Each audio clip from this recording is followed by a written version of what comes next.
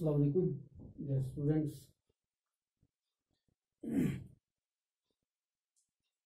History subject में आज हमारा टॉपिक है global rise of global wealth. इसमें हमारा आज सब टॉपिक जो है वो endangered labour migration from India. Endangered labour migration from India. तो जैसा कि आप जानते हैं कि अगर हम प्रीवियस लेसन को रिवाइज करें तो हमने देखा कल कि कॉलोनाइजेशन की वजह से किस तरह से अफ्रीकन कंटिनेंट को, जो कि वास्ट कंटिनेंट है, रिच कंटिनेंट है मिनरल वेल्थ के एतबार से और एबेंडेंट लैंड के लिहाज से, वो एक जरखेज इलाका है, रिच इलाका है। वहाँ के लोगों को मजदूरी करने की कोई ज़रूरत नहीं पड़ती थी। They hardly went for a wage. लेकिन यूरोपियन कॉलोनाइजर्स ने किस तरह से मुख्तलिफ तरीक़ों से इनको सबड्यू किया, लैंड इनहेरिटेंस में तरमीम की और लाइफ स्टॉक उनका जो जिस पर इनका सबसे ज़्यादा गुजारा था वो कैसे डैमेज हो गया। 90% लाइफ स्टॉक उनका डैमेज हो गया और इस तरह से वो मजबूर हो गए लेबर मार्केट में जाने के लिए। इस तरह से कॉलोनाइजर्स को वहाँ लेबर की वहाँ शॉर्टेज थी। इस तरह वहाँ अफ्रीकन लोगों को लेबर में लगाया और इस तरह से इन्हें वहाँ के रिसोर्सेज को एक्सप्लॉइट करने का पूरा मौका मिला। तो आज हम देखेंगे कि ये तो अफ्रीकन कॉलोनाइजेशन की बात थी, अफ्रीकन कंटिनेंट की। अब हम देखेंगे कि एशिया के साथ क्या हुआ। पर्टिकुलरली हम देखेंगे ये इंडेंजर्ड लेबर जो है, लेबर माइग्रेशन फ्रॉम इंडिया जो है, ये इंडेंजर्ड लेबर क्या होता है। असल में इंडेंजर्ड लेबर हम कहते हैं it is a kind of bonded labour, a kind of bonded labour, a kind of bounded laborer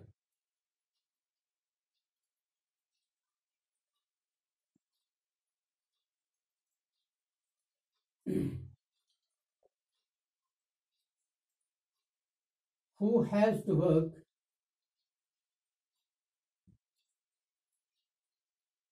for a specific period,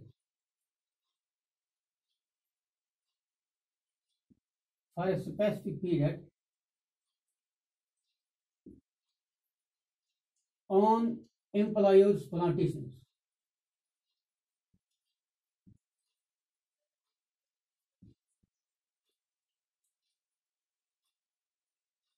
ये एक किस्म का एक बाउंडेड लेबर है।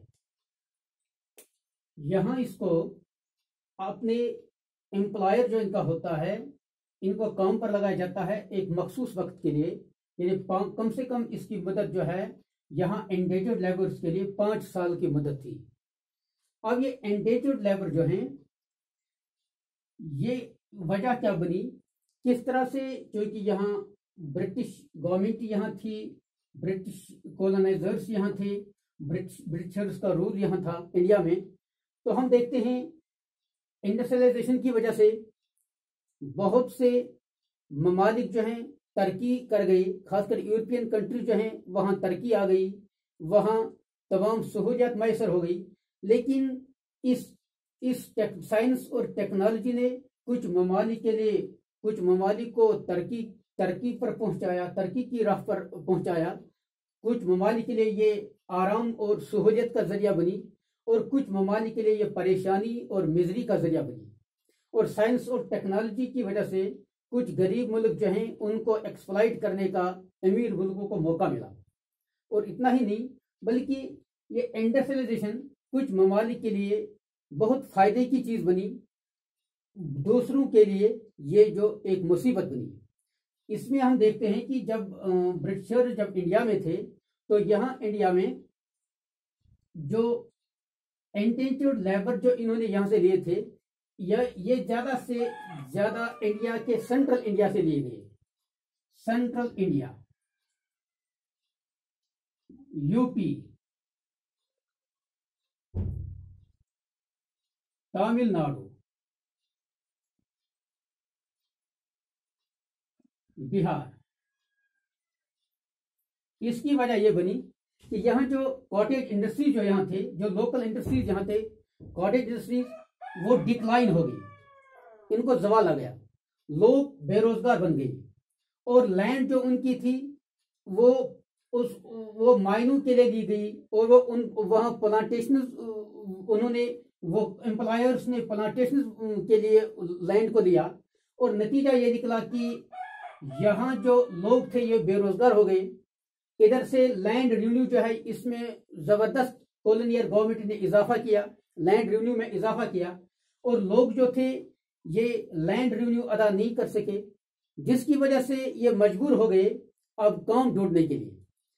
अब काम कहाँ इनको मिल जाता?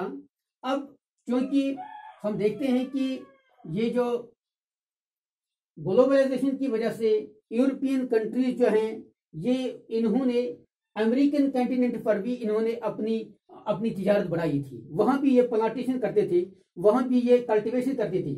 इसलिए ये लेबरर्स जो हैं इनको भी हिंदुस्तान से और चाइना से जो इंडेंजर्ड लेबर, जो ये लेबर लिए गए, इनको कैरिबियन लिया गया, कैरिबियन आइलैंड्स।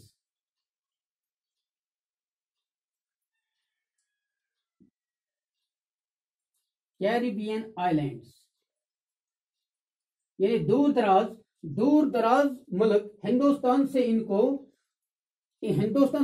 नॉर्थ अफ्रीका और साउथ अफ्रीका पहुंचाया गया। कैरिबियन आइलैंड्स जो हैं ये अटलांटिक के वेस्टर्न साइड में है, अटलांटिक ओशन के वेस्ट साइड में ये है, और ये कैरिबियन आइलैंड साउथ अमेरिका और नॉर्थ अफ्रीका और वेस्ट इंडीज से बाउंडेड है।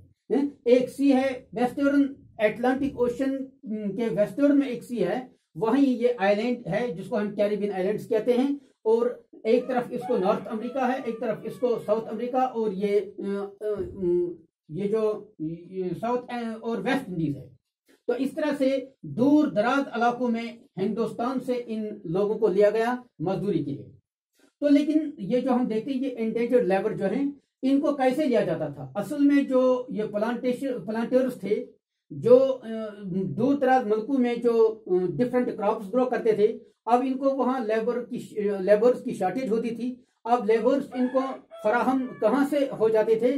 वो हर जगह इंडिया में भी इन्होंने अपने एजेंट्स रखे थे, और इन एजेंट्स कमीशन पर काम करते थे। ये लोगों को, इन मजदूरों को ये आमादा करते थे कि हम आपको मजदूरी पर दे देंगे और आपको अच्छा खासा पैसा वहां मिलेगा, और आपकी जो है आप यहाँ मकरूज हैं। ये बाकी तौर ये लोग जो मजदूर पेशा थे, गरीब थे, ये बेचारे मतलब ये बहुत ही पैसों के मारे ये अपना रेंट नहीं अदा कर सकते थे, ये गरीब थे। इसलिए इस लालच में ये आकर ये बेचारे मजबूर हो गए इस लेबर के लिए, दूर दराज मुल्कों का सफर करने के लिए। लेकिन ये एजेंट्स इनको अच्छी इंफॉर्मेशन नहीं देते थे, और इनको इसका डेस्टिनेशन का भी पता नहीं चलता था कि हमें कहाँ लिया जाएगा।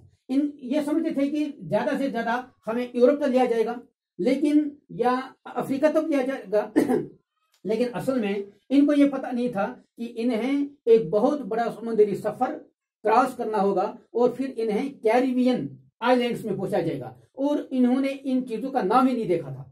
तो जब, और इनको यह भी कहा गया था, इनको ये लालच दी गई थी, आपके वेजेस वहां अच्छे होंगे, आपके वर्किंग कंडीशंस आपके ठीक होंगे, और आपको वहां अच्छा खासा पैसा मिलेगा, और आपके लिए जो रहने सहने का जो इंतजाम होगा वो बेहतर होगा। आप वहां अच्छी खासी दौलत बनाएंगे, फिर वहां आपको 5 साल के बाद हम वापस लाएंगे, और आप अच्छी खासी दौलत देकर वापस आएंगे। और इस लालच में बहुत से लोग जो हैं इनको धोखा देकर ले जाया गया। लेकिन जब ये वहां पहुंचे, वहां पहुंचकर इनको पता लगा कि वहां इनको वो राइट्स नहीं मिलते थे जिसका इनके साथ प्रॉमिस किया गया था, और इनके जो वर्किंग नेचर ऑफ वर्क जो था वो भी कुछ मुश्किल था, और इस तरह जो इनके जो रहने सहने का जो इंतजाम था वो भी अच्छा खासा नहीं था। यानी इनको बहुत कम ये जो लीगल राइट्स मिलते थे। तो ये बेचारे जो जब वहां पहुंचे ये बहुत परेशान हो गए। जब ये बेचारे परेशान हो गए तो इनमें से कुछ लोगों ने दूर दराज इलाकों की तरफ, अब वो घर नहीं आ सकते थे क्योंकि बीच में ये बहुत बड़ा मुसाफत थी, समुद्री सफर था, तो अब ये बेचारे वापस घर नहीं आ सकते थे। इसलिए कुछ लोगों ने अपनी जान बचाने के लिए ये जंगलों की तरफ गए, लेकिन कुछ लोग इनको पकड़ा गया और इनको इनको सीवियर पनिशमेंट दिया गया, इनको सजाएं दी गई।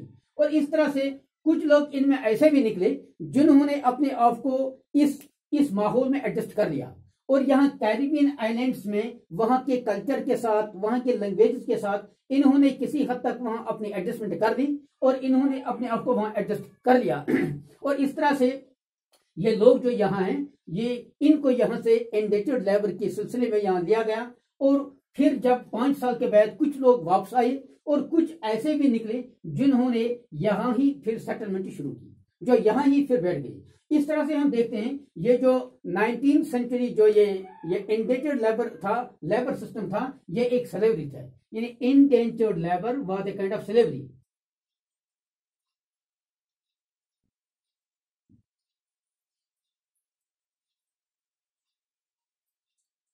was a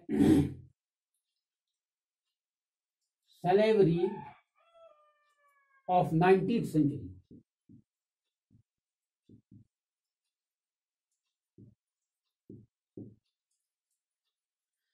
तो हम देखते हैं कि जो इनमें से जो लोग वहां फिर सेटल हो गए, तो इनमें से हम जानते हैं कि जैसे कि वी आर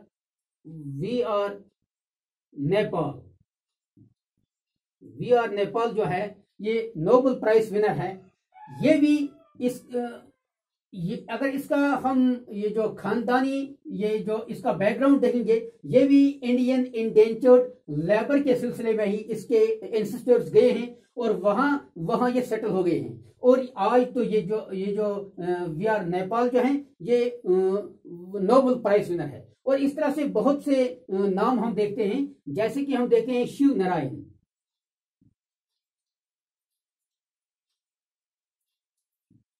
नारायण क्रिकेटर। इसी तरह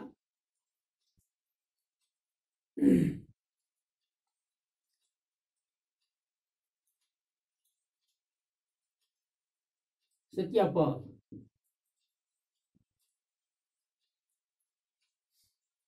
दूसरे बहुत से ऐसे क्रिकेटर्स हैं जिनका डिसेंट असल में वो इंडियन है, लेकिन वहां इंडेंजर्ड लेबर के सिलसिले में इनके एंसेस्टर्स वहां गए हैं और वो वहां सेटल हो गए। और फिर हम क्या देखते हैं यहां कि 19th सेंचुरी में, जब 19th सेंचुरी में यहां नेशनल स्ट्रगल शुरू हो गई, फ्रीडम स्ट्रगल शुरू हो गई, और यहाँ के नेशनल लीडर्स ने, इंडियन नेशनल लीडर्स ने इस बाउंडेड लेबर को, इस एंडेंजर्ड लेबर सिस्टम को, इसकी बड़ी अपोजिशन की, इसकी बड़ी ये जो मुखालफत की, और जिसकी वजह से इस एंडेंजर्ड लेबर इस सिस्टम को फिर 1921 में इसको खत्म करेगा। It was abolished.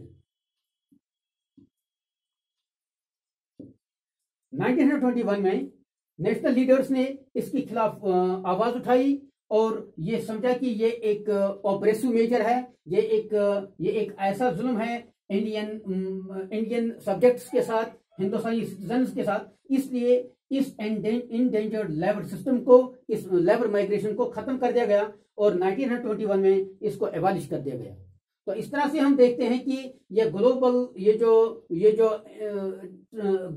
ग्लोबलाइजेशन जो है माइग्रेशन ऑफ लेबर की वजह से और ट्रेड की वजह से, किस तरह से ये वर्ल्ड जो है एक जगह से दूसरी जगह किस तरह से लिंक्स लोगों के बन गए। और यहाँ इंडिया से जो लोग मतलब कैरिबियन पहुंच गए और वहां फिर वो उन्होंने अपने आप को वहां एडजस्ट किया, एक नई तहजीब वहां वजूद में आ गई। इस तरह से हम जो वेस्ट इंडीज में जो अक्सर लोग हम देखते हैं वो इंडियन डिसेंट के हैं, इंडियन डिसेंट के हैं, क्योंकि उनका असल में जो इनके एंसेस्टर्स हैं वो इंडिया से हैं।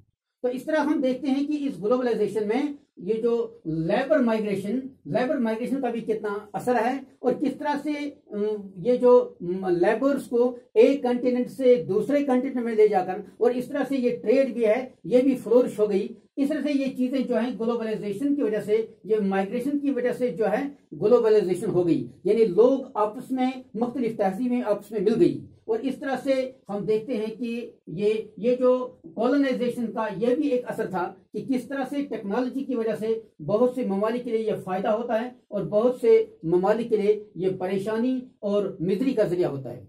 ये आज इसके बारे में था कि indentured labour migration from India. तो कल हम आगे देखेंगे। तो ये आज के लिए काफ़ी है। अस्सलाम वालेकुम।